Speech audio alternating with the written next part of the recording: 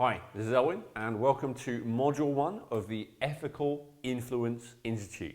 Now, what you need to understand is that what you're going to learn in this training is, in this whole course, is so incredibly powerful that it could actually be dangerous, right? If not used with some understanding and with some wisdom, and if not used for the right reasons, right? And so before we get into the how-to of influence, it's really important that we get really clear on the ethics of influence, right? So we've already talked in the introductory module. If you haven't seen that yet, go and check that out first. Make sure you watch it all the way through. We already talked about all the types of influence that we're not going to be using, right? So influence is not about forcing anyone to do something against their will, right? Which is often what people think of when they don't know any better with influence. So that's not what we're doing, right?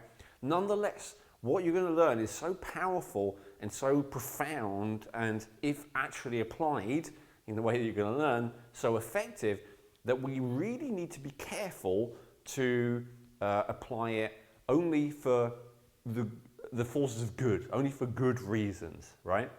There's this quote, with great power comes great responsibility, right? And so in this course, you're going to learn great power. You're going to learn how to be very powerful. And so I want to be very clear before I even start to share that with you, that you're going to have a highly responsible attitude, right? For a bonus point, by the way, where does this quote come from, right? Is it Socrates, Descartes? No, this is originally written by Stan Lee, the creator of Spider-Man. It's a Spider-Man quote. So if you've seen any of the Spider-Man movies, you might recognize it from there. The basic idea, the Spider-Man kind of origin story is that he gets these spider powers, right? Because he's bitten by this radioactive spider, and he basically just uses them for his own personal gain. I think he does kind of wrestling for money or something like that. And then on the way home, someone is mugged right next to him, and there's like shouting help, help, and the robber runs by him and he just lets him get away. And when the guy who was mugged says, hey, why don't you do anything? The guy who becomes Spider-Man says, it's not my problem, all right? And then later on he comes home and he finds out that his parent, substitute, I think, has been brutally murdered, and he finds out it was the same guy that he let just run past him and didn't do anything about, right? And so ever since then, he decided to become Spider-Man, and you know, probably similar to the Batman story or something like that. But the point is, if he was a normal guy, there's no reason why Spider-Man wouldn't, if he was a normal guy, there's no reason why, his name, Peter Parker wouldn't just let the thief run by. I mean, who are you to stop a mugger? I mean, great, heroic if you do, but no one's going to blame you if you don't. But when you have superpowers and a mugger runs by you, you really should, you know, take the effort to stick a leg out and trip them up, right? It's kind of your responsibility, right? And so it's the same with what you're going to learn here. I would actually say that not only is it your responsibility to not use the powers which you're about to learn for bad purposes, but I would say almost inevitably, if you don't have great responsibility, if you don't have a big vision for what you're ultimately trying to achieve, if you have superpowers, and I really think that, you know, in the real world up until now, the powers of influence are about as close to superpowers as you're going to get, right? It is quite incredible that you can just communicate, you know. It's quite incredible if we think about all the most profound, momentous things that have happened in human history. They all originated with just one person talking or writing, basically, right? Everything from the American Declaration of Independence to the, you know, Martin Luther King's Million Man March to whatever it is that you think is amazing or inspiring. It all comes down to basically a person communicating in an influential way, right? The Great Pyramids being built even. They may have been communicating with some kind of spoken language you would understand in the little hieroglyphs rather than letters, right? But it's the same thing. They came up with a plan, right? An influential person communicated and stuff happened. Incredible stuff happened, right? That's the world we live in. Everything incredible that human beings have ever done, from sending man to the moon, to the Great Pyramids, to this and that, as far as we know anyway. I know there's the alien theories and all that kind of thing, but whatever. You know, in the real world, as far as we know, it all comes down to a human being communicating in an influential way to the right people, right? And so this is a great power. What you're learning here is a great power. And so you need to realize it comes with great responsibility, and you need to have a big vision, a big reason why it is okay for you to have this great power, this superpower, okay? Okay, so here's the point. You must swear to only use your influence superpowers for good, right? So if you hold your hand up for me right now, please play along at home, right? And swear, I will only use my influence superpowers for good. What is good, right? How do we define good? How do we know if we're doing good, okay? Okay, so we're not actively hurting people, you know, we're not threatening them and forcing them and all the kind of things we talked about earlier, right? But there's a lot of that going on. Maybe you did it recently. Maybe only, you know, earlier today you threatened an employee or a child or something, right? It goes on all the time. So you're going to learn all these, you know, super powered techniques here. How do you know you're only going to use them for good? What is good, right? And if you don't know the answer to that, how can you just swear, right? You just swore. What did you swear to, right? You don't know? Okay, I'm just playing with you a little bit. But you get the idea, right? You need to get some clarity on this. What is good? So I'll give you my definition of what I mean by good when I swear this. So for me, for something to be able to be defined as good, right? It has to be that which truly benefits me, first and foremost, because yes, I am the center of my own universe, right? As is everyone else, right? So in the situation where there's influence, it also needs to benefit you, the other person, whoever it is that I'm influencing, right? You or multiples of you. Now, is that enough? If it's a win-win, if it benefits me, if it benefits you, is that enough? Not necessarily, right? Because that is how conspiracies and monopolies and all that kind of thing, you know, come about, where there's like a mutually supportive, we benefit, everyone else like get screwed kind of situation going on. So that's not enough for it to be truly good, I would say, right? So it needs to benefit me, you, also the community, right? The community that you're in. So if you and I or me and a group are conspiring together in a way that kind of we're better off, but you know, other people in our community are not better off, then that's not cool, right? That's not good. And then lastly, we've got to be thinking about the world, right? Because again, if our whole community benefits, but you know, if I'm using my influence to make it so that, like, say, a new big garbage landfill isn't built like down the road for me, that benefits me, the people who I'm trying to rally around, and the whole community.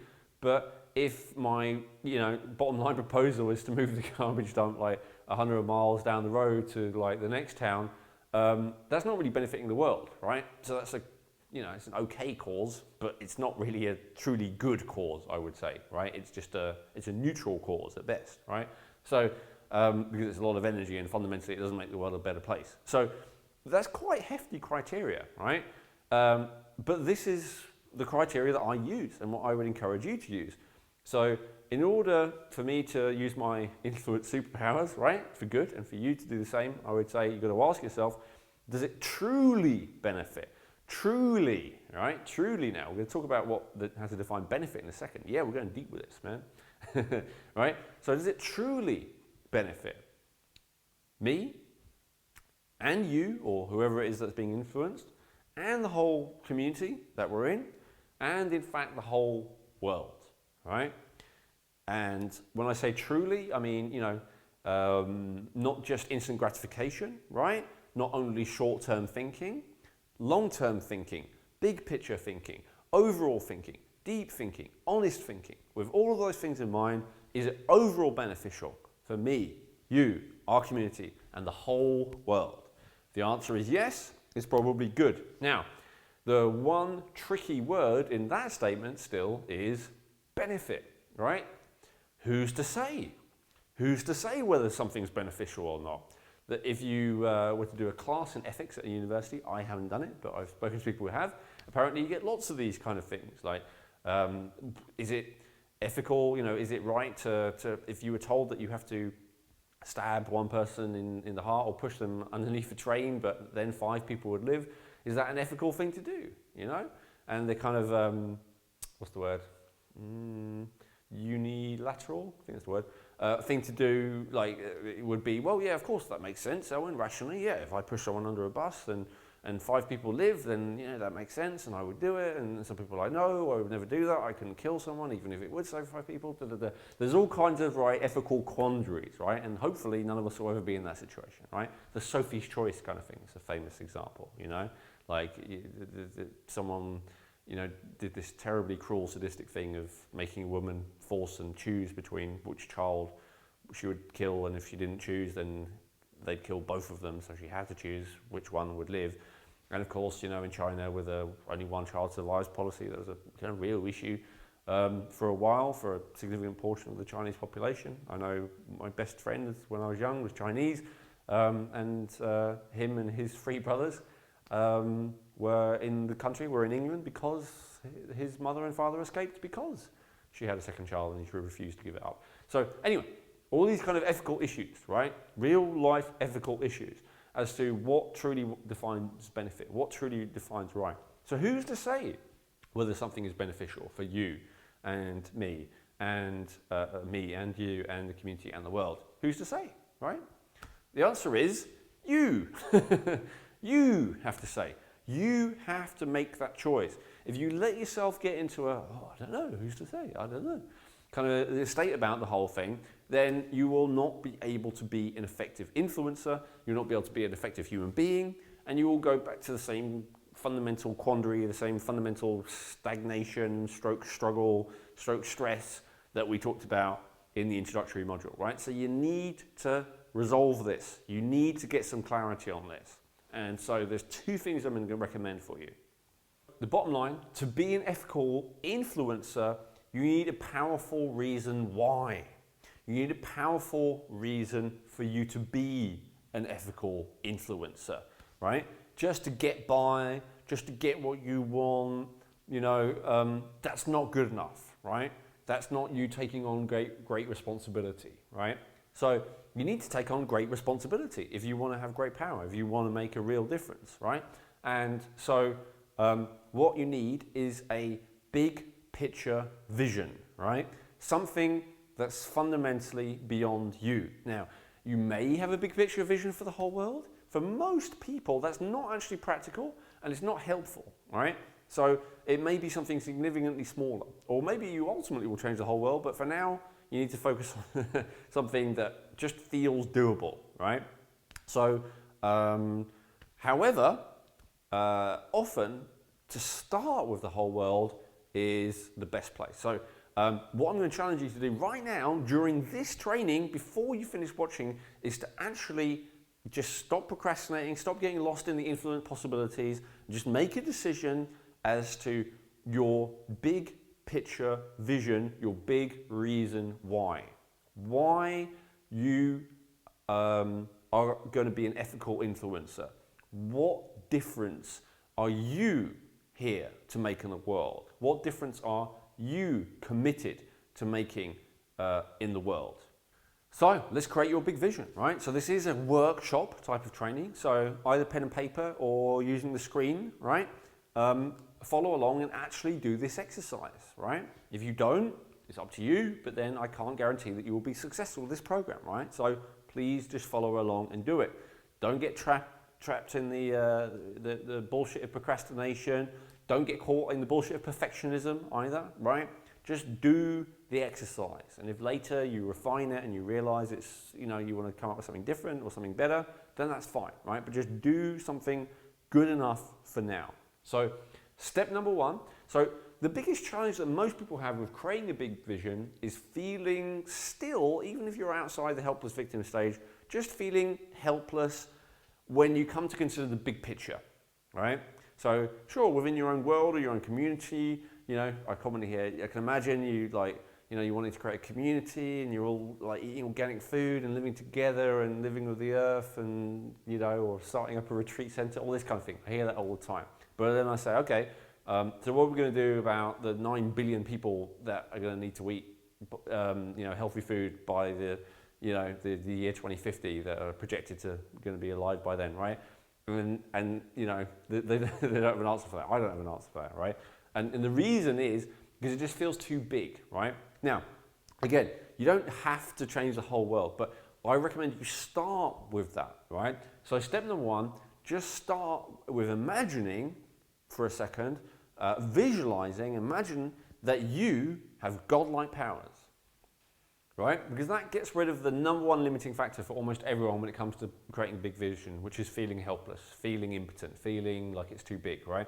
So just for a second, imagine that you have godlike powers, right? Just step into that. Just imagine, you know, you can wave a wand. Have you ever done a computer game like Civilization or anything like that, where you could just press a button and you can change things, right? Just imagine it's like that for a second, right?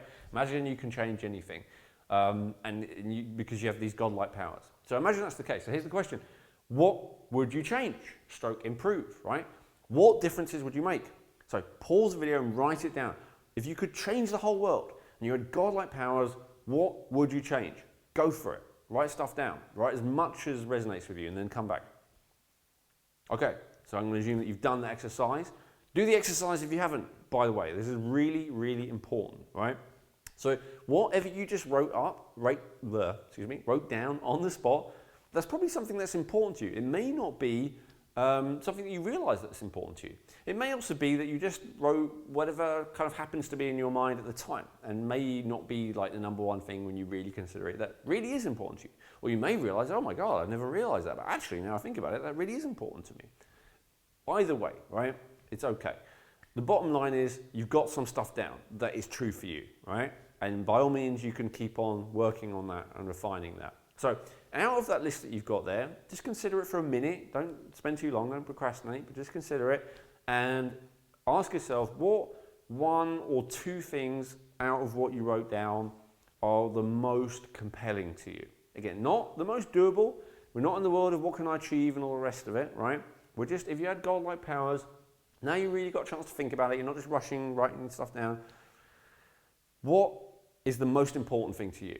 What would you feel the most confident about? What would you feel the most, not confidence about, sorry. What would you feel the most, what would give you the deepest sense of satisfaction? What would be the most, the most important thing for you that you would feel would be the most important change that you could make, okay? So go ahead, underline it, circle it, something like that, just highlight it, right? Okay, once you've done that, step 3 is to actually consider what you could start to do on a smaller scale that contributes to that, okay? So I'll give a couple of examples, one that is personal. I'll start with one that's not personal to me, and then I'll give you an example of something that is personal to me, right? So for instance, let's say, for instance, that really thinking about it, you feel like the fact that there are people in the world still starving is just fundamentally wrong. So if you could wave a magic wand, if you had godlike powers, that's the thing that you change. You would just make it so there is an abundance of food for everyone, right? Now, if I start to ask you, okay, and how are you going to make that happen? I don't know, right? So that's okay. You don't have to resolve that whole thing yourself. Although if you want to think that big, if you want to, come up with substantial ways to shift that whole thing, now it's more possible than ever before, right? It's amazing what opportunities the individual has to make a profound, huge difference in the world. But you don't necessarily have to do that unless you feel very called to. But what you can ask is, what can I do to contribute to that movement to do that, right? So you can ask yourself, is there anyone in the world a person of influence, preferably, right, an ethical person of influence, who is already working towards that goal, right? If so, what could I do to assist them to work towards that, right? In what capacity could I be of the most value? Of what capacity could I assist that the most, right? Or you could find someone who's already doing it, but you could say, you know what, I don't want to support them because this thing and this thing I don't like about them, even though they've got a good goal. So how could you do a version of that that would be more true to you and resonate more with you? So for instance, you might be like, I really like this person you know, they've got this mission to feed the world and they're doing quite well. But the problem is they're kind of feeding them junk food, right? And I don't like that. So I don't really want to put everything I have behind that. But I could think about, okay, how could I do something similar where I'm starting to feed people, but I'm feeding them healthier food? How would that actually kind of work, you know? And you're like, okay, well, maybe not the world, but how could I do that in like one village where people have poverty? You know, how could I maybe make that happen? How could I feed a village, right? And I don't know what it would be. Maybe it would be, how do I get money there? Might be, how do I set up, you know, sustainable permaculture farming techniques for that village? That kind of thing, right? Now, if all of this is like a million miles away from you, like what you actually do and what you plan to do, but it is something that is important to you, you could ask yourself, well, how could I develop the influence to be able to make that happen, even if it's not me? How could I be the person who is still doing what I'm doing and looking after my family and doing my job that I love or whatever, but I am contributing to that. So I am finding people to send over there to teach a village agriculture or permaculture, or how can I raise money to help other people to do that? Or do you see what I mean? Or how can I have enough influence to reach powerful, influential people to ask their support to start a movement like that? Or where could I meet people who would help me to start a movement like that? Or whatever, right? So, just give an example of something which is pretty common, you know, like feeding starving children, that I personally, you know, as much as I don't, you know, obviously I'm not against starving children, I definitely want them to be fed. It's just for me personally, that's not something that deeply resonates with me, you know. So there are kind of many things that do deeply resonate with me. I'm not going to share with you actually, I don't think right now, because I'm not ready to do that, like the things that are the most important to me in terms of the worldwide thing. But what I will say is the things that resonate with me most, when I asked myself, what can I do in my capacity to actually make a difference to that? I realized, okay, well, you know, so there are certain environmental things that bother me. I'll say as much as that, right? And so I could be like Greenpeace, you know, going over there, and like I could be like sleeping up a tree to stop people chopping them down, you know, that kind of thing, but not really my thing, right? I'm not a sleep up a tree kind of guy. So I asked myself, okay, well, what can ultimately be done about that? And so what I realized is that ultimately the worst thing for planet Earth is deranged, imbalanced, drug-addled human beings, right?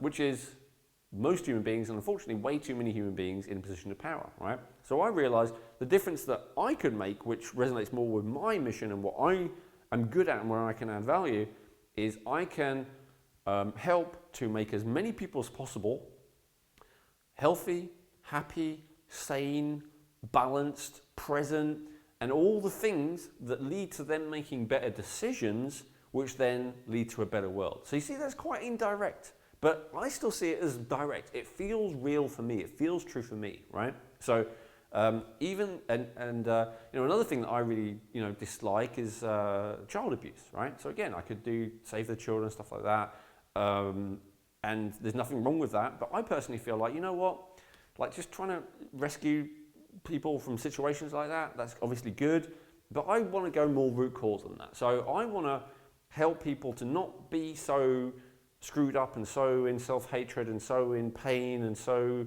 disconnected from their own truth that they would abuse a child in the first place, right? So again, I want to help people be more healthy, more balanced, more sane, more clear, and all the rest of it, right? So do you see the connections I'm kind of making there? And so my mission is to help people to be empowered, to help people have clarity, to help people have openness, to help people connect to their truth so that they don't do all of those bad, destructive things. They don't feel the desire to, rather than trying to clean it up after they've done it.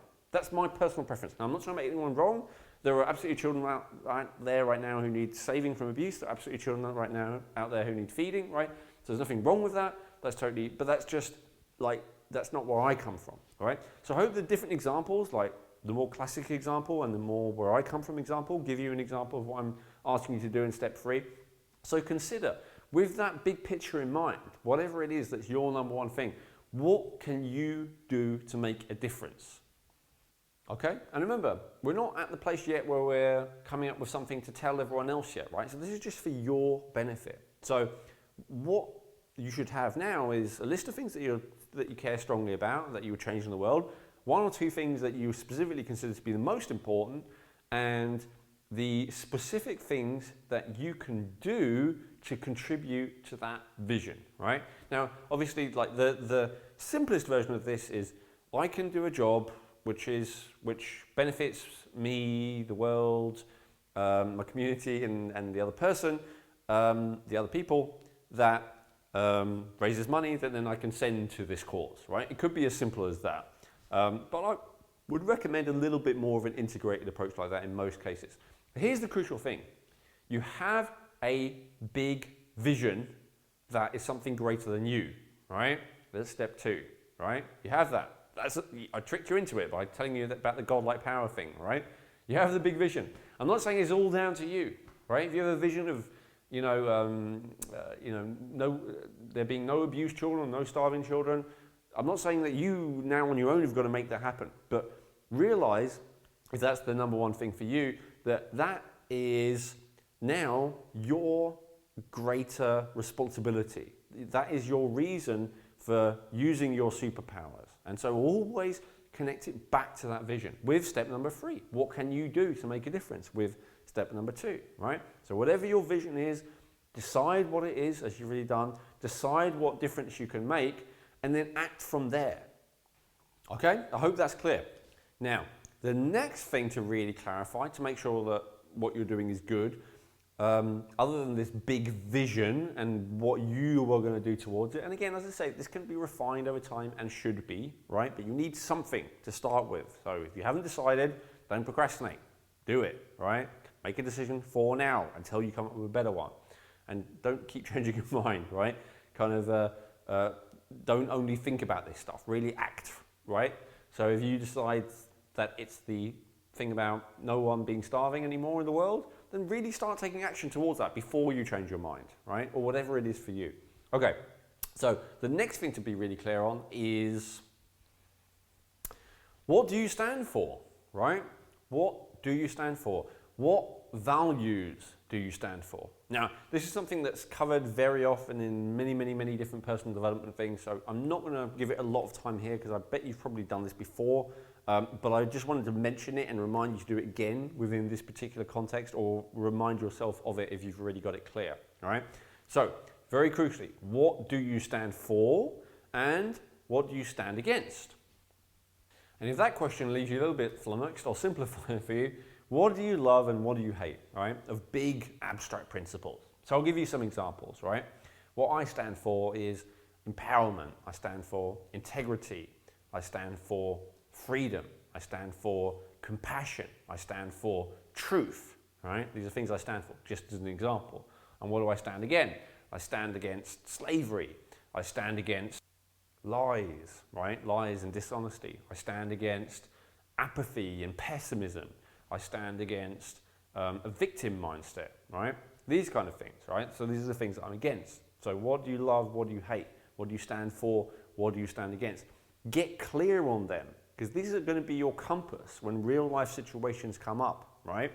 The one challenge with having a big vision is if you get so caught up in it that anything feels justifiable to make it happen. Right? And there are many kind of moral stories where that's the case, you know, like they're saying the road to hell is paved with good intentions, right?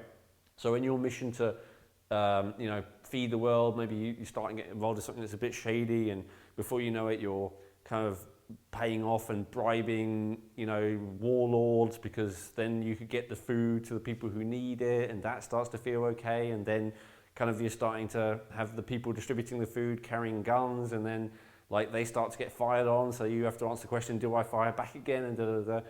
But if you say, and all of that becomes justifiable, and you get embroiled in a huge mess because you're so focused on your vision and making it happen, right? So the way to make sure that you don't get into that trap is to be really clear on what you stand for as well, right? So if you're fundamentally against corruption, for instance, or if you're fundamentally against violence, then no matter what, You're not going to bribe any officials, even if it would seem to get you closer to your vision. You're not going to,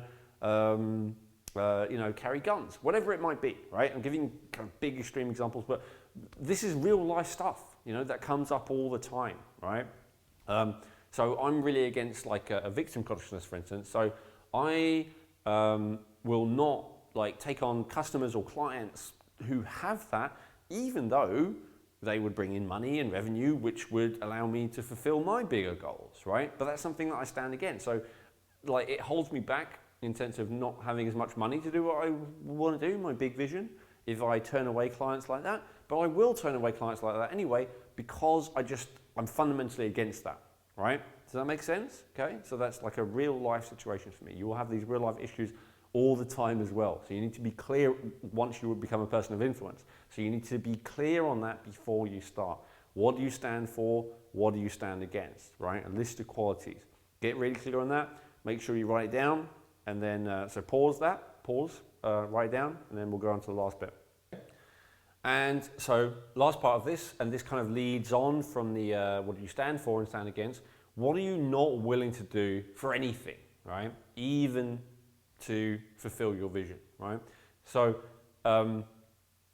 this list, to be as short as possible, is useful, because if you come up with 1,000,001 things that you won't do, then it's going to hamper you from achieving your vision, right? However, there are certain things that you almost certainly never going to want to do, no matter what, right? And so to get really clear on that now, or the outset, this could be a very simple thing, like you are never willing to lie.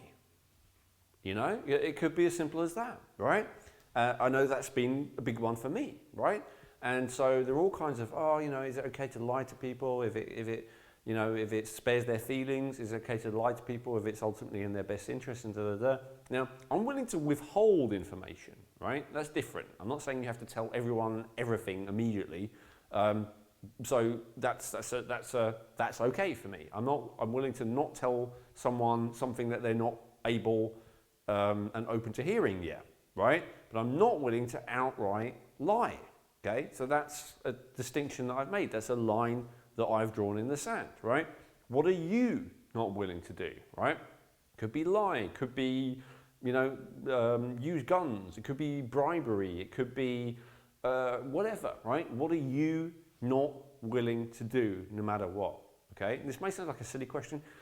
Remember, all of this stuff, everything on this page that I've asked you to consider about is completely irrelevant to a victim, and it's completely irrelevant to someone without any power, right? So if you're without any influence, if you're just getting by, it's neither here nor there. So a survivor, a victim, someone who's just getting by, these are all considerations which are a million miles away. Because A, you don't have much influence and power to do much damage, and B, you kind of will tend to feel like anything is justifiable because you're a victim, right? And because you are surviving. So if you're watching this right now, I'm going to assume that you are out of that, right? As I said, I'm expecting that you're on that kind of later stage of personal evolution. But we can still be thinking like a victim without even realizing it, right? So if you already have answers to all these questions, very clear in your mind, then congratulations, you're not thinking like a victim anymore, right? But if you don't, then I'm challenging you that this is part of non-victim thinking. This is part of ethical, influential person thinking, right? And so you need to do this. And again, I recommend you do this beforehand, so that you're not like poor old Spider-Man, right? Who realizes too late that, he could have stopped the guy who ended up killing the person who he loved most in the world, right? Get this clear on the outset, right? Before you start to take on great power, and you are going to learn great power in the rest of this course, have a great sense of responsibility, right? A powerful vision as to what you're going to do in the world, or what you're going to contribute to doing in the world, if it's something that's beyond you, or you feel like it's beyond you, but you realize you're one of many working towards it. What vision are you working towards? What are you doing to work towards it? What do you stand for? What do you stand against? What are you not willing to do, right? Your standards. And from there, you will be able to learn about influence with confidence, knowing it's not going to corrupt you, right? There's another famous saying, absolute power corrupts absolutely, right? And this the idea that if you take a victim and then give them power, they will tend to become a tyrant, right? And unfortunately, there are a lot of victims who, through various circumstances, become tyrants. And so that's not you, right? We don't want that to be you. But I don't want any risk of that being you. This is a way to nullify that risk, right? To really nullify that risk, to get really, really clear on this. Something bigger than you that you are working towards that's truly valuable, right? Very clear what you do stand for, what you stand against, and having very clear standards about what you won't do. Once you have all that, you are ready to learn how to become an influential, powerful person. Now, I do want to add one thing. Take this seriously, right? Do not, no, I mean it, right? This is important stuff to clarify at the outset. This is important stuff to clarify beforehand. If you do not make much progress with influence once you start learning it, and you have not done this, then I will not be surprised. It's because there's some mechanism in you that's going to be stopping you, that's going to be like, if I have power, if I have influence, I'm not sure if I'm going to be able to handle it, I'm not sure if I'm going to use it wisely, I'm not sure if I'm going to get into trouble, and so I'm not going to risk it, right? And it's kind of a wise impulse. So don't give that impulse justification, right? Get all this clear, take it seriously, okay? Realize that what you're going to do in this program is learn to have significant influence. Obviously, just learning what you're going to learn isn't going to like wave a magic wand over you and make you bing influential, but it is going to be like bing, your eyes are going to be open to what's possible, and if you go out and implement it, you're going to be shocked and amazed at how different your life is, right? Now, the one other thing that could hold you back, of course, is your beliefs, right? The beliefs that you have around the whole issue of influence. Now, I already have a training from my Ethical Wealth program which goes into the issue of beliefs very well. So even if you've done that program already, I would highly encourage you to watch that again and watch it with a new filter, because in the training that you're about to see, film that side, you're going to hear me talk a lot about wealth, but I want you to, every time you hear me talking about beliefs around wealth, just substitute it with these words. Now, most of us don't have many negative associations with the word influence, just because it's not something that most of us kind of use on a very regular basis. So I'm going to give you some other words related to influence, which are probably the ones that you're actually going to have a challenge with, which absolutely are about influence. So the first one is power. Now, I've purposefully been using that word quite a lot in this program to see if it's been pushing your buttons. So just before I continue, notice that. I've used the word power several times. How do you feel about that? How do you feel about power? How do you feel about other people having power? How do you feel about powerful people? How do you feel about the idea of you having power, right? So as you watch this whole training that I'm about to get to on beliefs, think about your beliefs around power, right? You having it and other people having it. Ditto with authority, all right? How do you feel about authority? How do you feel about other people having authority? How do you feel about the authorities? How do you feel about the people who have authority in the world right now? How do you feel about the idea of you having authority, right? So think about all your beliefs around authority and work on those with the training you're about to get. Ditto with sales and selling, right? So with the word sales, it naturally kind of implies an exchange of something for money, right? And we absolutely want to look at all of your associations around that. But bear in mind that there's a little bit more to sales than that. It could be about issues around selling yourself. How do you feel about selling yourself? How do you feel about other people selling themselves, right? How do you feel about selling an idea? How do you feel about selling a concept? How do you feel about selling someone on a way of life? Have you ever heard the phrase, I'm not buying it, right? And they're not talking about they're not going to give you money. They're talking about I'm not buying into the idea. I don't believe you, right? So think about that. Think about sales and selling. Again, think about you selling, think about other people selling, and think about the kind of people in the world who currently sell. What are all your beliefs around them? And then lastly, also around marketing, right? Because generally marketing is sales and selling tends to be talking to people face to face.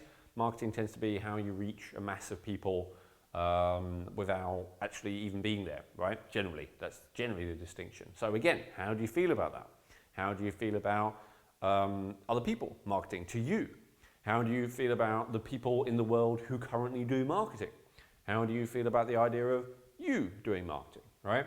So, and by all means, if you do have any associations around influence, then certainly look at that as well, right? So I realize that's quite a lot, but go through all of those, right?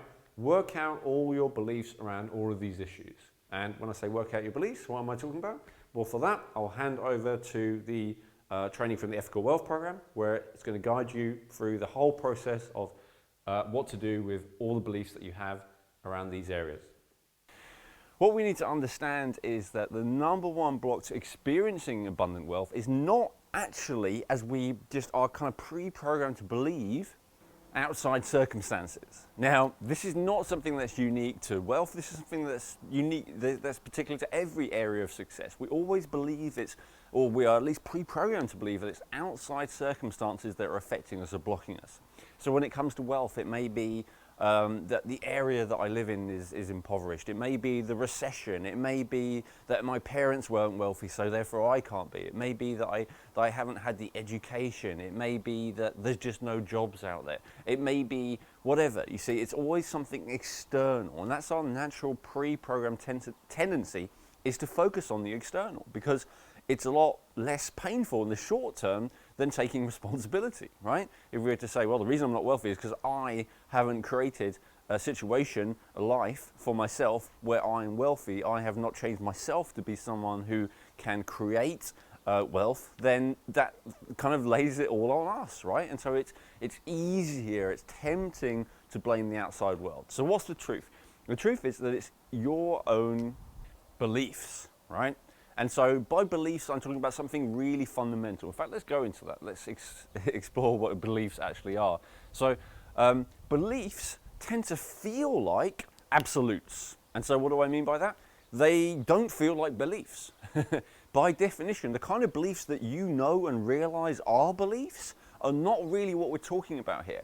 We're talking about those ingrained assumptions, those things that we just, of course, like we don't even question it. We just absolutely assume that it's definitely the case, and maybe we don't even realize that we assume it's the case because it's that deep in us. Well, that's the level that we really need to work at, okay? And what we need to realize about those deeply held beliefs, I'm not saying it's easy, but that's exactly what we're going to do in this video, is realize that they are actually options, right? All your beliefs, yes, even those deeply held ones that you've had since early childhood that everyone around you may have, they are in fact optional, right? They are options. Now, when we realize they're options, I mean, even better than realizing they're option, what's the ultimate when it comes to belief? It's the understanding that a belief is actually a tool to create a specific result, okay? So we can actually think of beliefs as something like a technology. So when we have a belief, that belief inevitably steers us to a particular result. So if you have a belief deep down, let's look at a non-wealth example that probably many of you can relate to. If you have a belief that I will never be healthy, for instance, right? Then, and that's a deeply held belief, maybe because your parents were never healthy and none of the people around you were ever healthy and you've been sickly since you were a small child, just as an example, right? If you have that inbuilt belief, then no matter what you do, no matter how many wonderful diets you go on and cleanses and exercise and all the rest of it, you will find a way to fulfill that belief, right? Because that's what beliefs are. They are a tool to create a specific result. So the question here is, do you want this to be going on unconsciously or do you want it to be going on consciously, right? Do you want to have beliefs in place that get you results that you want? Or do you want to have the alternative, which is beliefs in place which get you results that you don't want? So if you don't like the results that you're getting in any life area, then it's time to change your beliefs, right? That's the first step. It's not the only step, but it is the first step, really, really important. and I'll guide you through the process of exactly how to do that in this video. So I'm just going to repeat this. A belief is a tool to create a specific result, okay?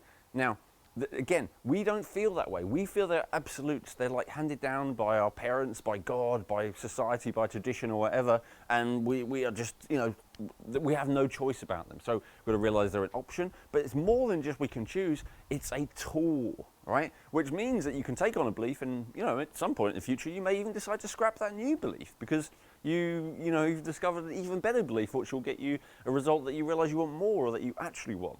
So realize that they're tools to get results. Now the tricky thing about that, of course, is that the most powerful ones are unconscious. So how do we change an unconscious belief to one that actually serves us and gets us the results we want? Again, we're going to go through it, right?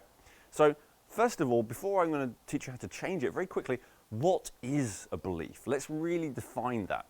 Now, before I answer that, here's the challenge, right? That unfortunately, those deeply held beliefs, which are the most responsible for getting you the results that you're getting in life right now, are pretty much unconscious, right?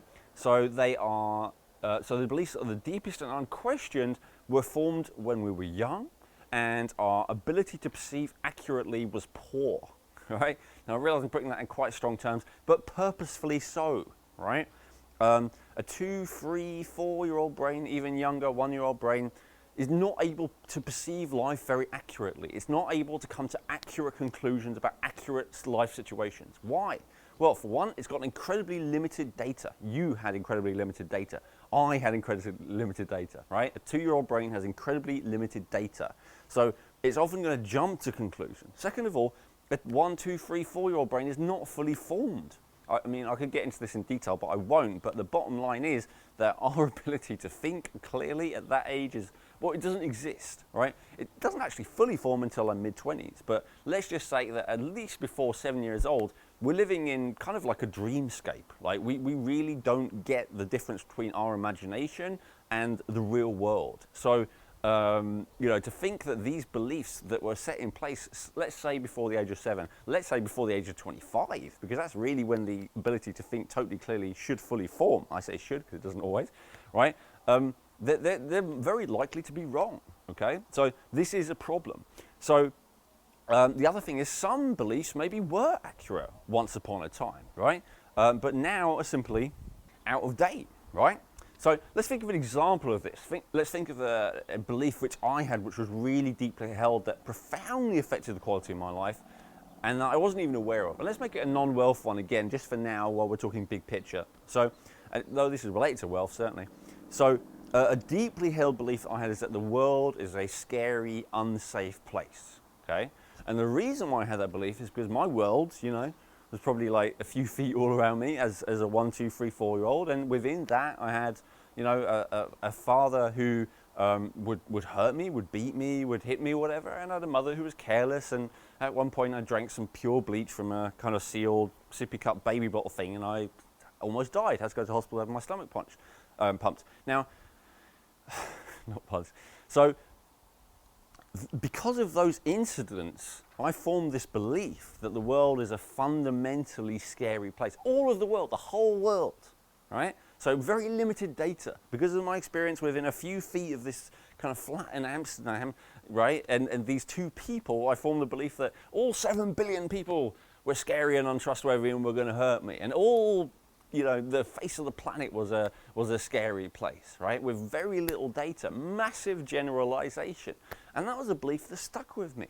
And, you know, because of some great fortune, I had a lot of experiences in my life that were the opposite of that. A lot of very wonderful people, supportive people. Truly appreciate them. Without them, I wouldn't be here, being able to help you today. And still, nonetheless, even despite all the evidence, despite the fact that like 98% of people who I've been around have not been scary, have not been in any way putting me in an unsafe position, have been trustworthy, I've still had that belief deep down.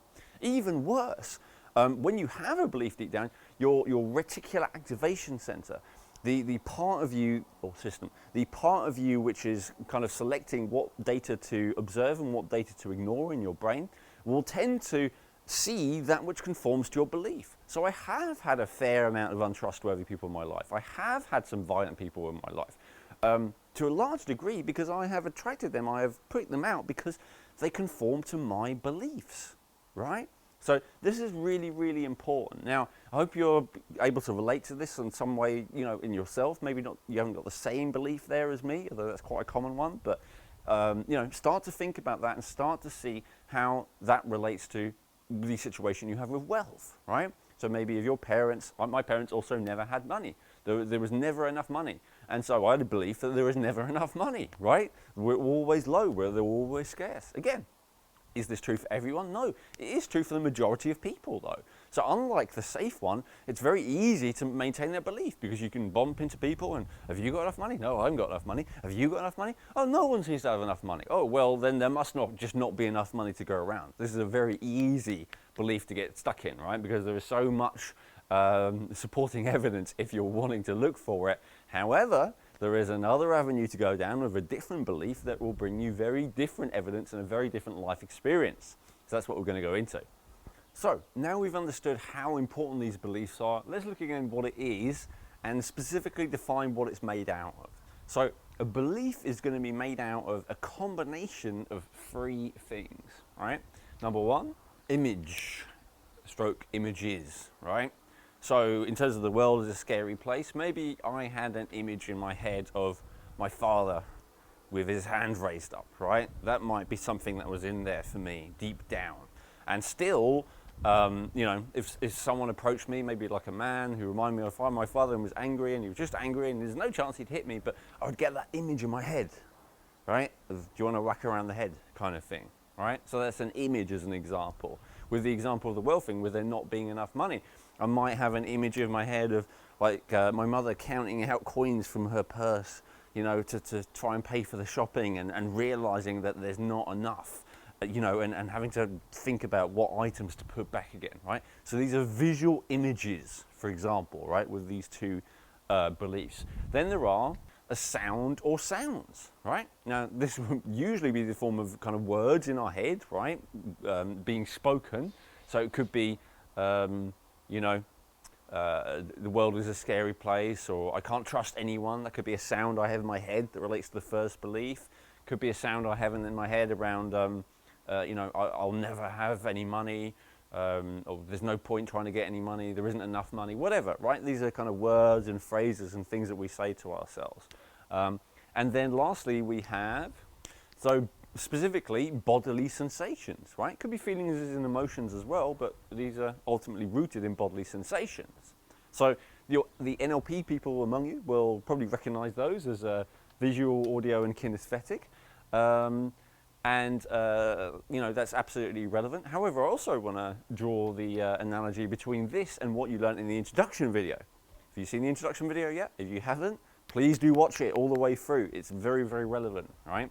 So in this case, there is the correlation between the mind, body, and emotions, right? So the mind, definitely images in the mind, also words spoken in our mind, also sounds in terms of maybe of like a loud crashing sound would remind you of the world being a scary place, and that would be more of a bodily sensation thing. And then of course feelings could be classified as bodily sensations and emotions.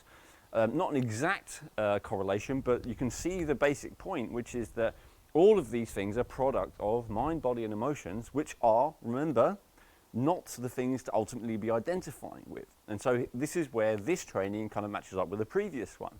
That if you see yourself fundamentally as I am, my mind, for instance, then it's very, very, very, very hard to do this process, which I'm going to outline for you now. Although possible, I still encourage you to attempt it. But what I'm saying is the more that you step out of believing you are your mind, which is something you can do very quickly. In fact, it's another belief to work on. And the more you realize that you're a consciousness, you can kind of see your mind from the outside rather than being in it and thinking that that's all there is. And then you can see these beliefs for what they are, just a combination of images, sounds, and feelings, right? So we also need to be aware that the last, feelings, is often the strongest of the three, right? So not always, it depends what kind of person you are, but generally, if you have a belief which is anchored to a strong bodily sensation, a strong emotion, these are the hardest to shift, right? So if I have a belief that the world is a scary place, but really it's not words in my head saying the world is a scary place, it's not even images in my head of things jumping out to get me. It's a feeling, right? It's a feeling like hiding, right?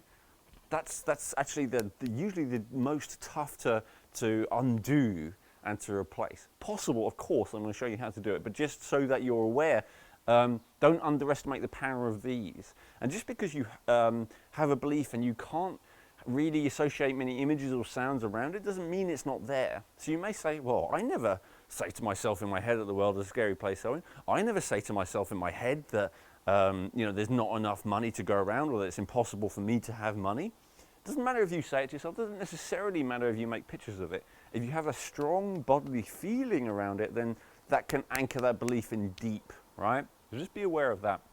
So to be free and create wealth, you must, number one, detox toxic beliefs. And by the way, just to be free and create wealth, freedom and wealth really go together, right? Being kind of okay with money is more related to security, but if you're in a program about ethical wealth, you want more than just feeling safe, although you definitely want to feel safe, which is totally understandable and totally valid, but you want to be more than that. You also want to be free. So for the first step is you must detox toxic beliefs, right? And then number two, you must replace with healthy beliefs, right? Which begs the question, of course, what makes a belief toxic? And it's not necessarily what you might think. So we've given you some obvious examples here. The world is a scary place. That's obviously a toxic belief, right? But for actually two different reasons. It needs to be both. So any belief from this perspective is toxic if it's not, one, accurate, right? So let's look at the world as a scary place first. So is it accurate that the whole world is a scary place, right? Well, are there any areas of the world that are not scary? Yeah, are there actually quite a lot? Are there a lot of people who are not scary, who are actually perfectly decent, who care about you, who care about humanity in general, who want the world to be a better place?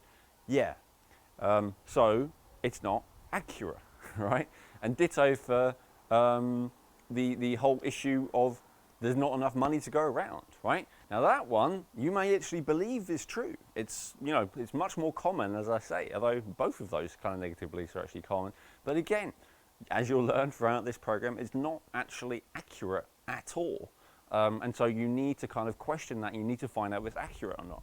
So even if it were accurate, which it wasn't, but even if it were, it would still be defined as a toxic belief if it were not, and this is the second one, helpful, right? Helpful. Now, and I realize this might be a little bit challenging, so I really want to dig into this and make sure that you're clear on this so you understand where I'm coming from.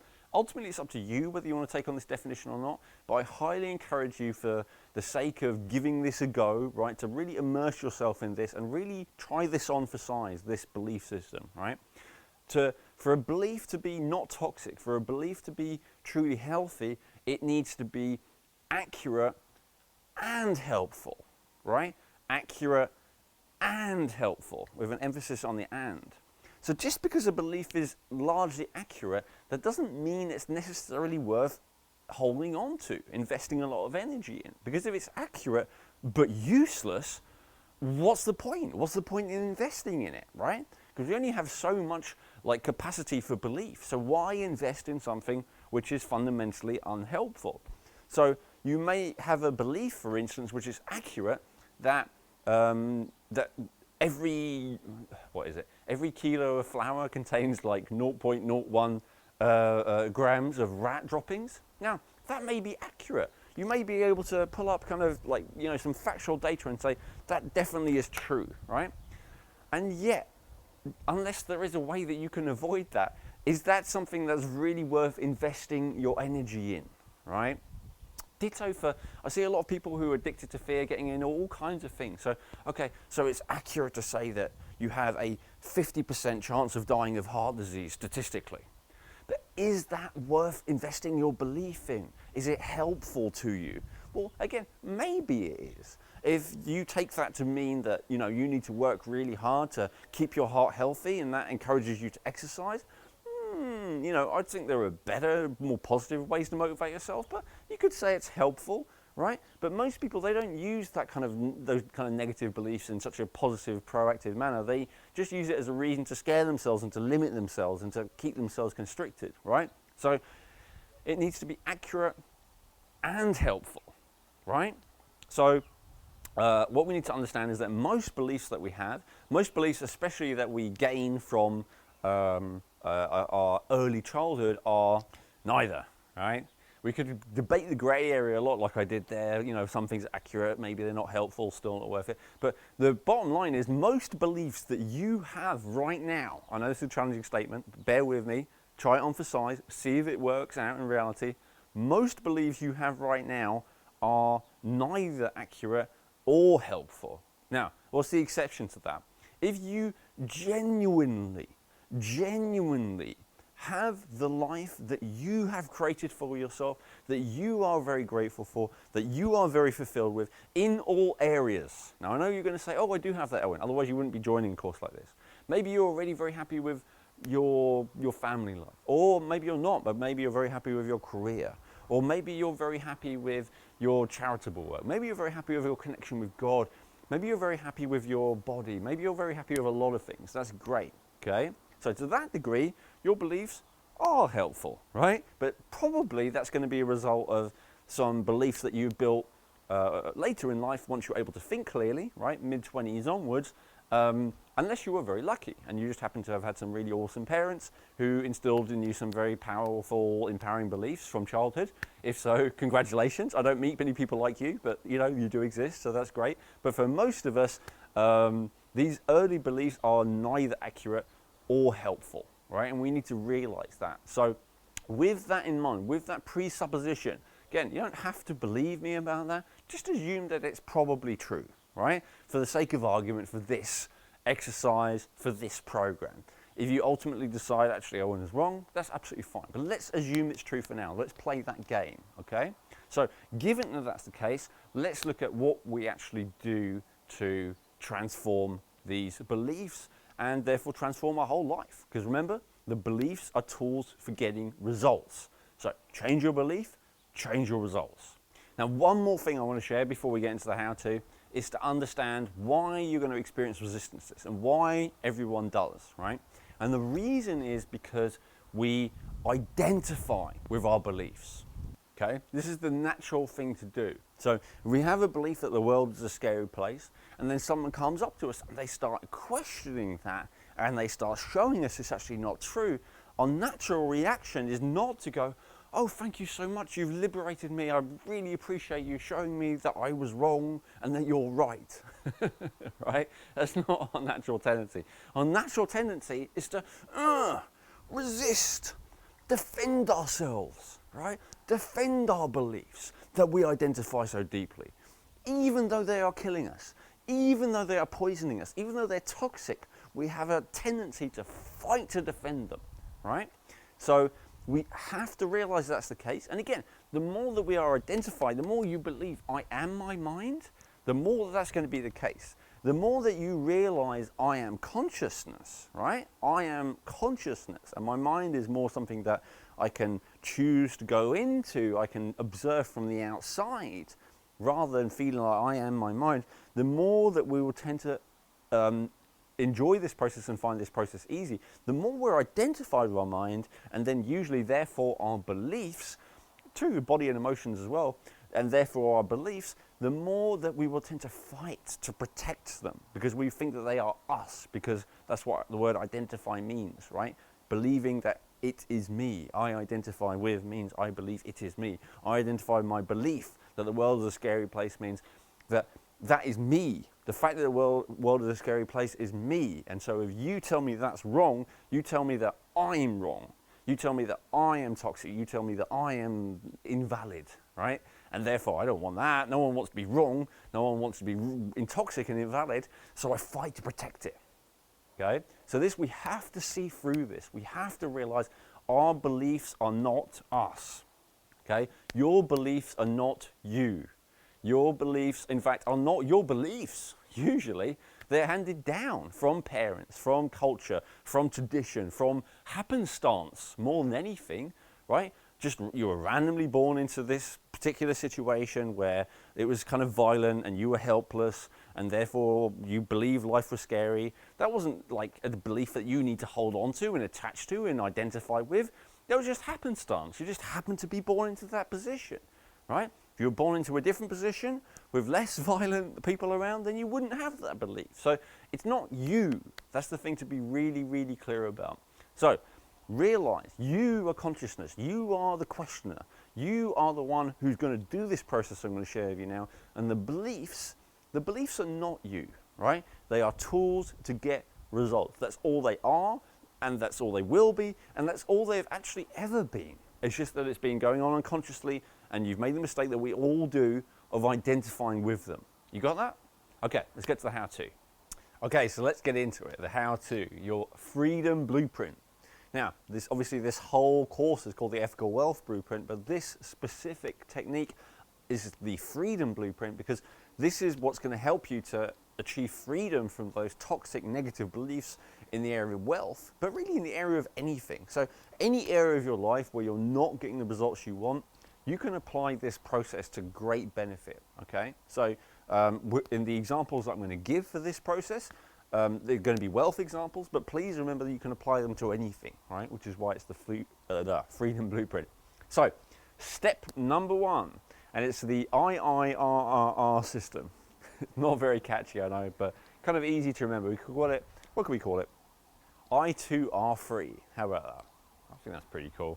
If you're a mathematician, you probably like that. If not, you probably won't.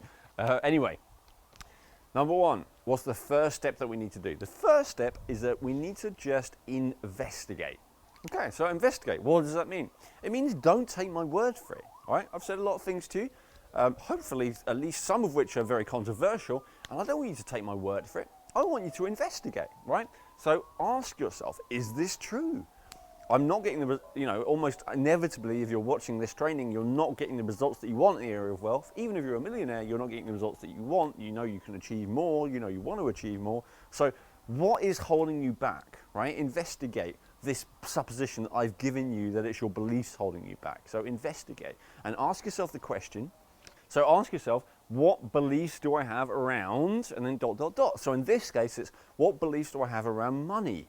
What beliefs do I have around wealth? What beliefs do I have around rich people? Okay, so ask yourself, what beliefs do I have around this? Now, if you are later doing my marketing program, I'll ask you to do exactly the same process and talk about marketing. What beliefs do I have around marketing? What beliefs do I have around sales? But for now, let's do what beliefs do I have around wealth? Okay, what beliefs do I have around money? What belief do I have around richness and rich people? Let's really hone in on that. And so at this point, don't just think about it. What I want you to do is actually pause the recording and write down at least 20. At least 20, right? If you come up with 40, even better. If you come up with 60, awesome, right? At least 20 though, really dig deep, ask yourself. And if it takes 24 hours for you to write down that many, and a few occur to you and you write them down, jumping out of the shower and have to write them down, all that kind of thing, fine. Don't skip ahead to step 2 without really digging into this, right? Now, you could just, I guess come up with one really, really powerful one and start with that one, but please don't consider the process complete until you've written down a lot of them, because I am absolutely certain that unless you already have exceptional levels of wealth, you have a lot of them. I know that I had a lot of them, right? I can still remember, I can't share the list with you here because it's based on someone else's framework that I learned from, but I will share with you a few examples, right? And I want you to come out with your own, right? Your own limitations to wealth. So what beliefs do you have? Just investigate, question, ask yourself, right? So for me, for instance, one of the ones that I came up with, well, I've already shared with you the one about believing that there is not enough to go around. So let me share another one with you. I had a belief that rich people are fundamentally evil, corrupt people, right? That was a really powerful one for me. And because ethics and integrity and all those things are so important to me, always have been, even though, I didn't come from that kind of background, for some reason that's just kind of the type of person that I am, because I've always had a very, very strong sense of guilt, I guess that's part of it as well. I just, to me, if those were the choices between being a good person, being an ethical person, being a person of integrity, or being a rich person, then I would definitely choose the first one every time, because I didn't want to be a bad, evil, corrupt person, right? So that was like a really deeply held belief that I had. Another belief that I had, which was really powerful and really toxic again, is that in order to be wealthy, you have to work so hard that you kind of run yourself into the ground and you make yourself ill. And of course, again, there's some evidence for this. But really for me, probably it was watching my father, watching him trying, at least, he never really succeeded, but trying to be wealthy, trying to be a teacher, a secondary school teacher, and working incredibly long hours, and getting to the point where he completely burnt out and got ME, chronic fatigue syndrome, which he never really recovered from, right? So that was a big thing in me, that it's not possible to be wealthy and healthy, right? So I believed it wasn't possible to be wealthy and be a good person. Also believed it wasn't possible to be wealthy and healthy at the same time, because you have to work too long, too hard, too many hours, right? So very, very toxic beliefs. So for you, write them down. Like I say, at least 20, right? Write down at least 20 and then come back, okay? So pause.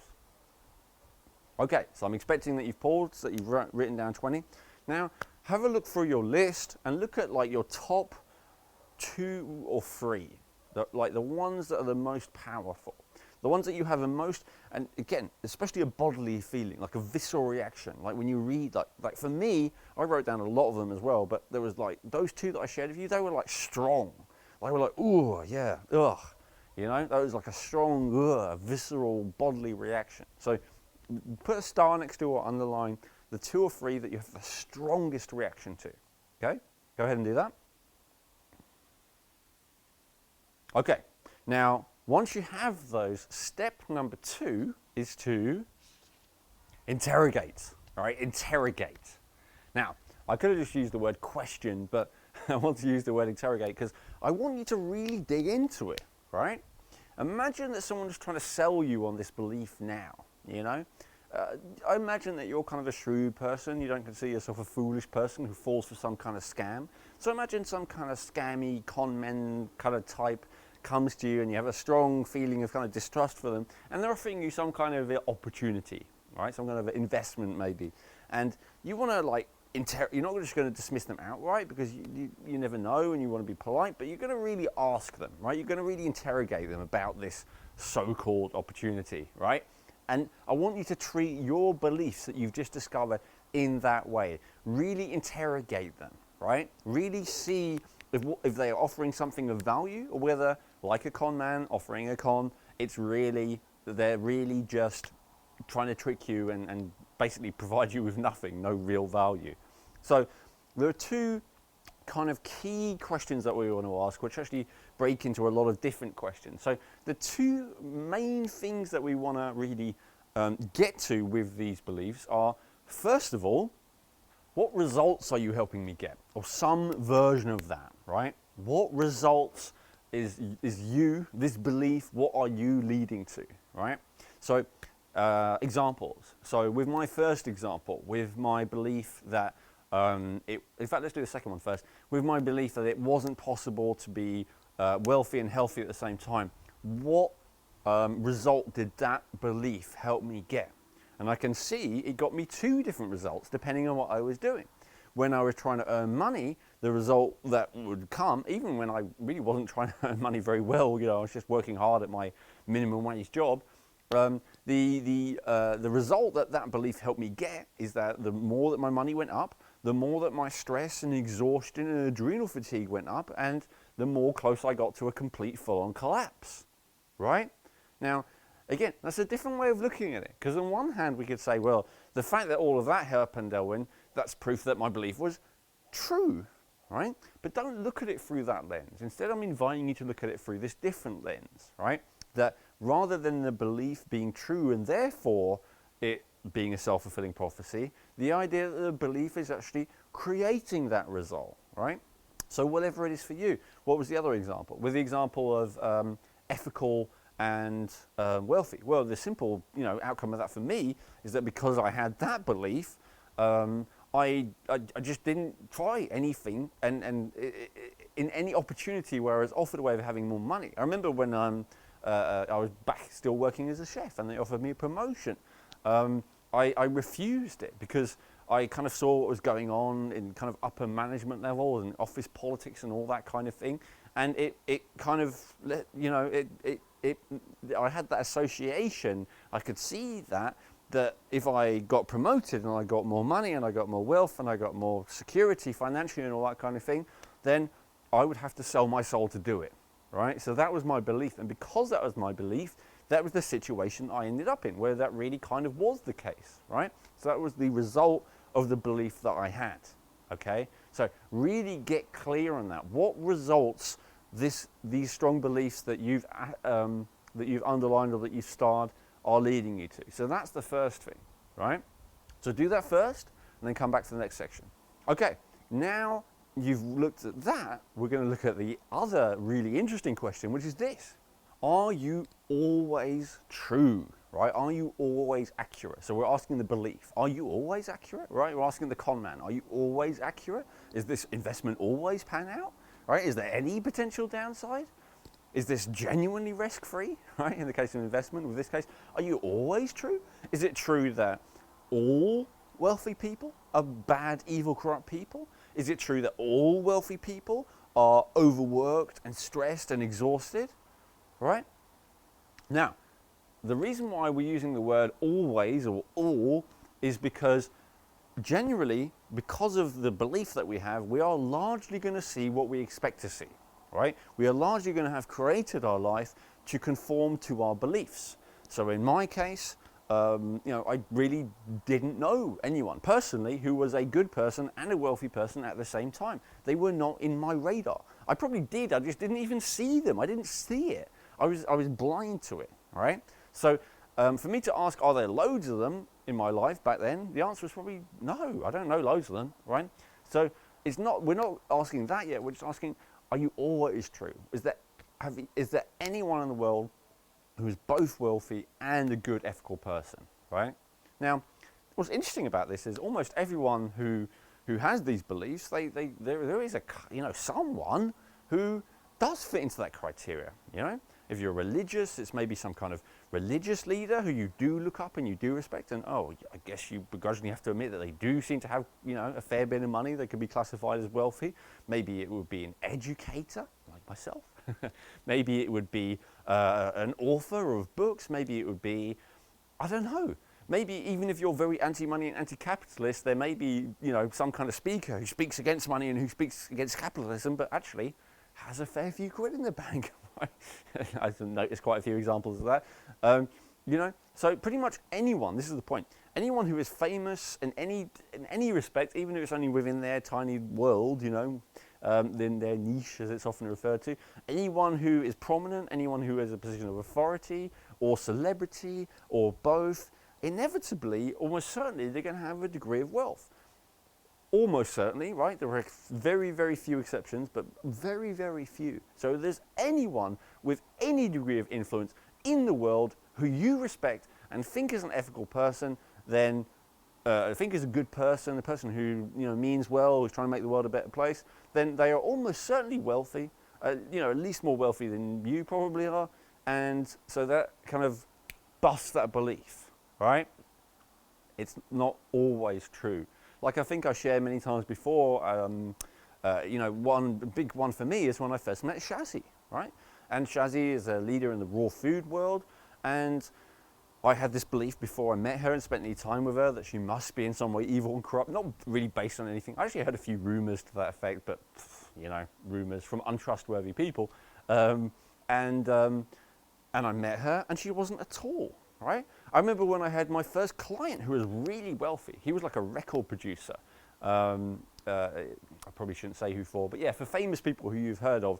And he had like a several £1 million home, which I visited in a really nice area. And he was really wealthy. And he was one of the kindest, sweetest people I've ever met. And I knew him quite well. I didn't just coach him. I spent a day with him in his house, with his family, trying to help them as well with their health. And you know, he was just such a good guy. And he would always pay me double what my rate was, because he said I was massively undercharging. He said that I was so valuable to him that, you know, the least he could do is pay me a fair amount, which to him was double what I was charging everyone else. And I mean, that's pretty rare that someone, even, you know, among very ethical, wealthy people, I don't often pay people twice as much as they ask me for, right? I mean, but he did, you know, and so I had a few examples like that, and they were like, So, okay, I'm reading about, the crooks in Wall Street and big business and government and Monsanto and all this kind of thing. And okay, there are some wealthy people out there who are maybe evil, corrupt people. But you know what? In the real world, there are some really good people as well who are wealthy, right? And so because I realized it wasn't always true, I realized it wasn't accurate. And so it crack shows in the belief, right? That's the key thing that we want to create here. So ask yourself that. Is it always true, or is it true for all people? Are there any exceptions? That's the kind of question that you want to ask. Even one exception is enough. One exception is enough to start to form a crack in this so-called absolute belief, right? So for your three most powerful beliefs, ask yourself that question. Really dig inside you. Is it always true? Is it always accurate? Now, who is the arbiter of the answering this question, right? These questions, especially this one, are you true? The arbiter, in most cases, for most people, is not going to be in your head, right? You think about it, you're going to be like, oh, well, maybe your head might come up with an idea. Oh, I suppose there is this exception, right? But then the part of you that decides what's true or not is your gut, right? Usually, for most people, it's your gut instinct, right? If you're really shut off from your gut instinct, then, maybe you're not going to be able to use that right now. But ultimately, that is going to be your arbiter of what's real, what's true, what's right, what's yes and no. So in this case, once I'd met these couple of people, once I'd had these couple of exceptions, I asked myself, is it true that all wealthy people are unethical people, are bad people, are corrupt people, are evil people? And I asked myself on a gut level, and my gut was like, and it wasn't like a strong resounding no, it was like, no, right? Actually, no, right? And so that opened up, and then we'll go on to the next step for that, right? So ask yourself, right? Ask yourself. Ditto, actually, ironically, in terms of the hard working thing, it was the same when I met Shazzy. I mean, she worked a few hours a week, right? And she was one of the wealthiest people I'd met at the time. So again, belief kind of busted open. There was at least one exception. And once I realized there was one exception, I could find out there were a hell of a lot more. But so let's just get into that for now, right? So ask yourself these questions. Why these two specifically, by the way? Well, do you remember the definition of a toxic belief from earlier? If it's healthy, it is both accurate and helpful, right? So we're trying to undermine these beliefs, interrogate these beliefs by asking them, are you helpful? Are you accurate? All right, so go ahead and do that. Pause, if necessary, and then come back for the next step. Okay, good. So now you've got to this stage, the crack should be starting to show, to be starting to form in this so-called absolute belief, right? But you're not there yet. All you've done is you've started to undermine it and loosen its power over you. The next step to really push that forward and move towards freedom and success in whatever area of your life you're working on is to research and reevaluate, right? Research and reevaluate. So, to carry on with my example, now that I've decided that maybe there is one or two people in the world who are both ethical and wealthy, right? Or who are both healthy and wealthy. Let's use the ethical one as an example. Now I'm clear on that, I can go into the world, and rather than having my whole brain, my whole system pointed towards proving that my pre-existing belief is right, which is the default position, I can actually start doing the opposite. I can start researching and evaluating and looking for evidence that the belief is wrong, right? So if I have this belief that all wealthy people are evil people, I can start researching inspirational, wonderful, ethical people who are wealthy, right? Maybe I can look for specific examples, right? Maybe I decide that I also like Tony Robbins. Maybe I decide that I also like John F. Kennedy. Maybe I decide that I also like whatever, right? Some musician that you really like, Bono from U2. I don't know, just watch something about him. Do you get the idea though? So researching that and also looking at actual statistics, right? So for instance, like, is it true that there are that a lot of the people who are involved in the exceptional levels of fraud in Wall Street, in banking, which kind of caused the 2008 crash, is it true there's a lot of wealthy individuals involved in that particular disaster, calamity? Yes. But is it also true, for instance, that there are a hell of a lot of wealthy people involved in charitable organizations, right? And that, in fact, charitable organizations are, filled with wealthy people. Not just wealthy people, please don't get me wrong, but they are filled with wealthy people, right? That probably the majority of money that's donated to charitable organizations is by wealthy people, right? Maybe I'm wrong. Look it up, evaluate, right? Research, look up the facts, and you may actually find, wow, okay, right? There are a lot of good people out there who are wealthy. There are a lot of people who I admire who are doing good things in the world, and look for them, right? Look for that evidence. When you first start, you may not see a lot because of your pre-existing belief. But if you have an attitude like a Sherlock Holmes trying to find a murderer, or like a journalist trying to find the truth, that kind of thing, right? Like a determined attitude, before very long at all, a whole new world of evidence will open up to you, right? So go ahead and do that. Go ahead and research. Go ahead and evaluate. Again, there's not something I expect you to do right now when you pause, but what you can at least do for a minute while you pause is just reevaluate based on your own experience so far, right? Really research, really reevaluate. So is this belief really a good belief? Is it a healthy belief, or is it in fact a toxic belief, right? And that's the thing that we really need to evaluate. Is this belief toxic or not? Okay, so remember, before it was not even apparent to you, right? At this stage, before we started, it wasn't even apparent to you, right? It was just a fact, and it was you and something you identified with. After this, it's just something that you're aware of, but still something that seems like the absolute case, right? After this step, we now have the chinks in the armor, and it's still there, it's still probably true, but there's a sliver of doubt. Now at this stage, we're actually getting quite clear that this is just a belief. It's probably, we've got it through randomness, through, just a bad luck, right? And if we would have been born into a wealthy household with wonderful ethical parents, then we would probably believe that wealthy people are ethical, right? And it's just happenstance that we were not. So once we're at that stage, we realize that the belief is A, unhelpful, B, inaccurate, at least a lot of the time, right? So then we're ready to move on to step 4. And step 4 is to replace, right? So to replace that previous belief with a new belief, right? So in the case of, again, the belief that we've been working with, I could replace it with belief that while there are some wealthy people who are evil and corrupt, the majority of wealthy people have actually got there through creating a lot of value in the world, through working hard, and through making the world a better place and providing services that other people appreciate and value and are willing to pay for in one way or another, right? Now, that's accurate, but it's a little bit wordy. So what can we replace it with that's also accurate, but which is even more helpful?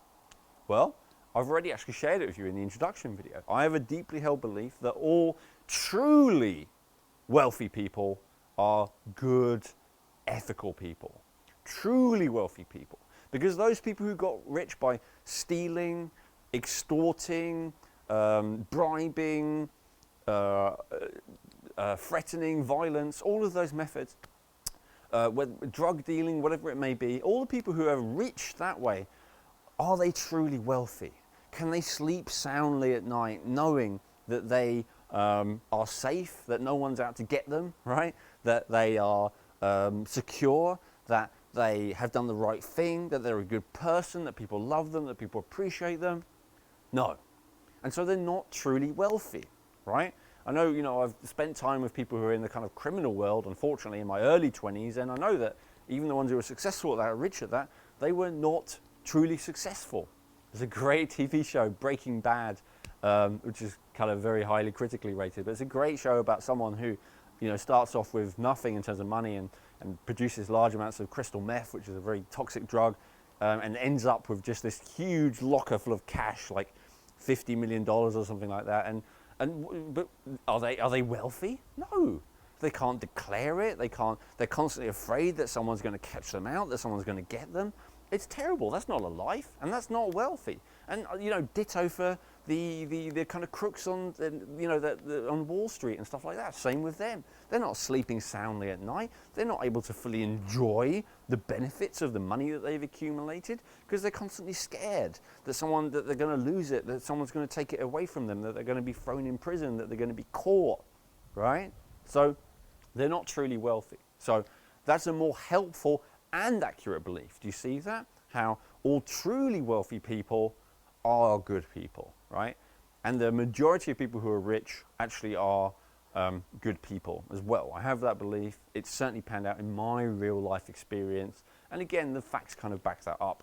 So what about the other example? Let's give you that. So in terms of my previous belief that it's not possible to be wealthy and to be healthy at the same time, my new belief is that it's very difficult to be poor and healthy at the same time.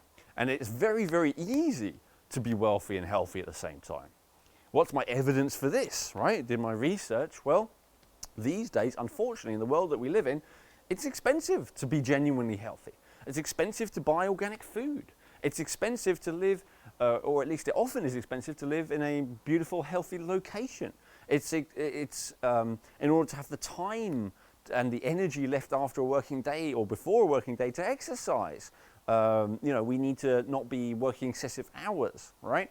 All these kind of things. So for me to have the lifestyle I have while like being poor, I don't think it's possible, right? And I have a very healthy lifestyle now. I can wake up when I want to, and I can go out and I can use my rebounder in the sun, do my stretches, do my pranayama, drink my water, take my supplements, eat my high quality food, get the sunshine, get the fresh air, dive in my saltwater pool, use my infrared sauna, right?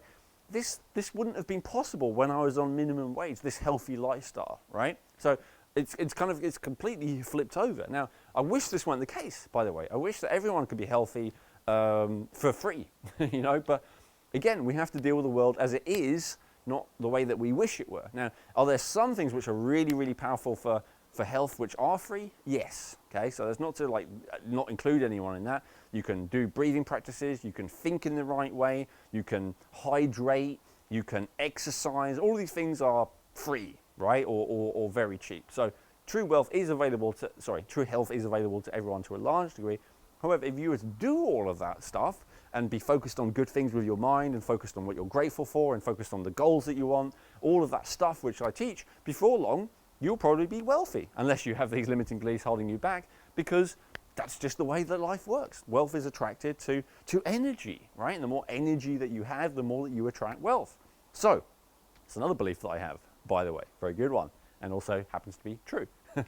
So, what's the point? The point is you need to replace whatever that negative belief you have with a positive one, right? Now, depending on when you're receiving this course, this is something, if you're struggling with this step, or in fact any of these steps, but especially this one, you don't feel like you can access that creativity to replace it with a positive belief. That's the kind of thing you can work on in the forum by asking a question in the forum and getting support from me or my instructors. That's the kind of thing you can ask on a coaching call if you have access to those, and we'll work on that, right? We'll replace that.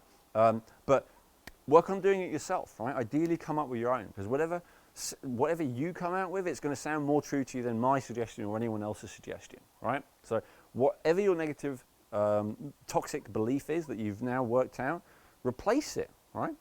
What is a helpful and accurate belief that you can replace this with?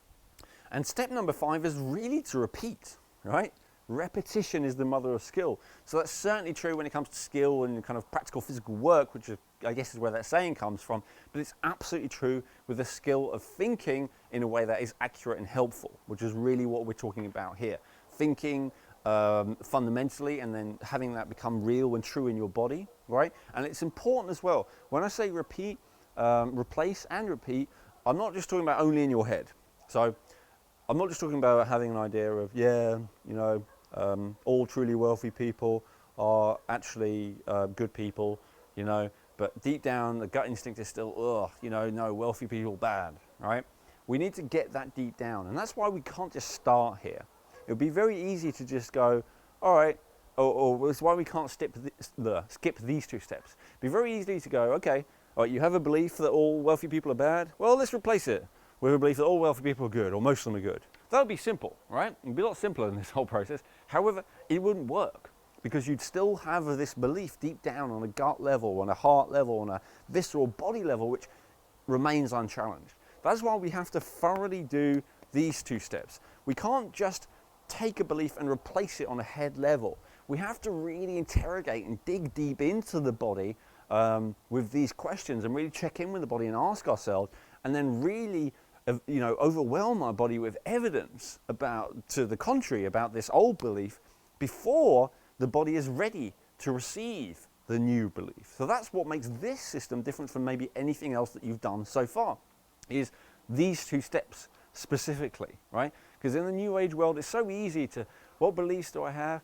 I have a belief that, I don't deserve love. Oh, well, you do deserve love. Tell yourself in the mirror every day, I deserve love, I deserve love. Now, it's better to do that than nothing, don't get me wrong. But do those kind of techniques often not work? Yes, because you still have a belief deep down that I don't deserve love. No one's ever going to love me or whatever, right? It's a relationship belief.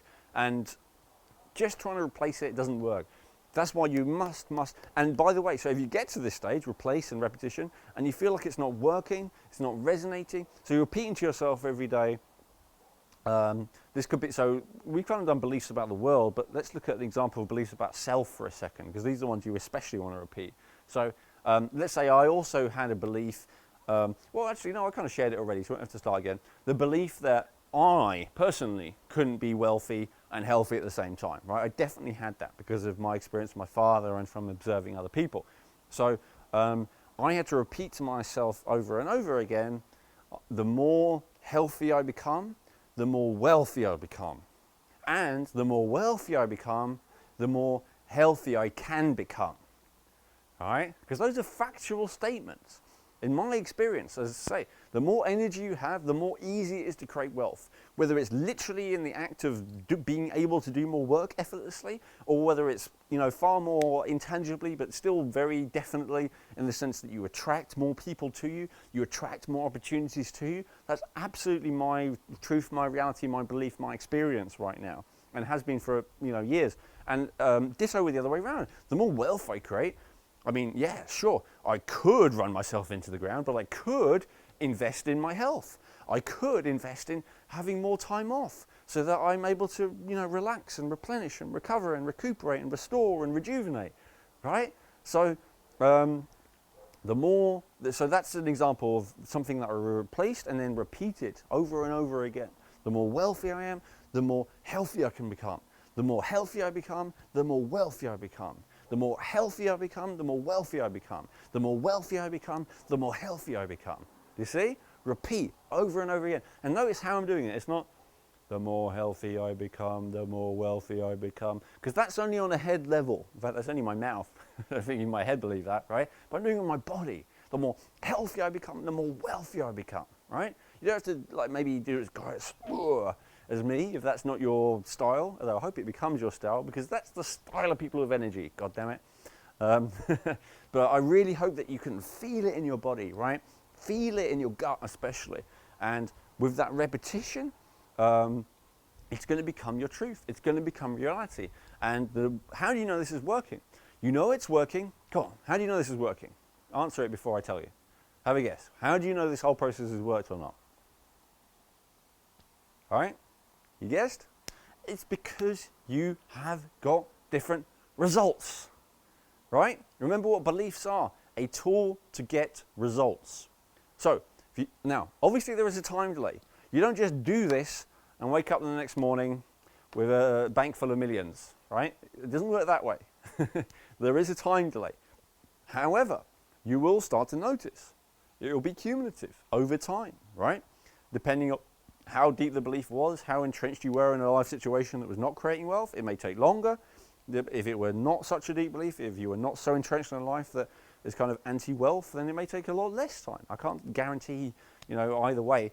And of course, you actually have to do something, right? It's not just about your beliefs. However, actions stem from beliefs, right? So we find this again and again. I've seen this so often. You give someone all the tools they need to be healthy. You give someone all the tools they need to be wealthy.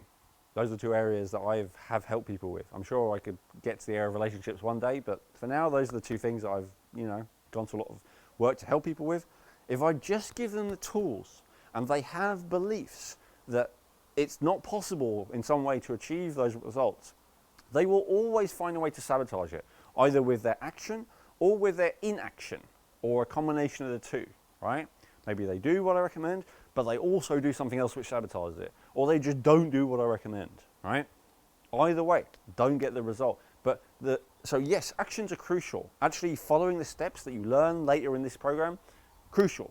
However, following them in a way that works is dependent on this, right? This process, and especially you being in the position where you have those beliefs that get you the results that you want. So I'm going to leave it there, but for this, remember to practice. Ideally do this with, I said 20, do it with all 20, right? I mean, definitely start with the most powerful ones, but you may not be able to be at a stage where you're repeating all 20 to yourself every day, but at least do this process 1 to 4 on all of these negative beliefs, because some of them may actually be more strong than you originally think, right? So really dig down there and work on all of these beliefs and get to a point where you are free of the damaging effect of all of them. So, thank you for watching. Really hope you've enjoyed it, got value from it. More than that, I hope that you implement it so you can experience the results from it. And I look forward to hearing about your feedback, either in the forum or in the calls or whatever method we're going to be following up with this. So, thank you again, and make sure to implement this process. This is gold.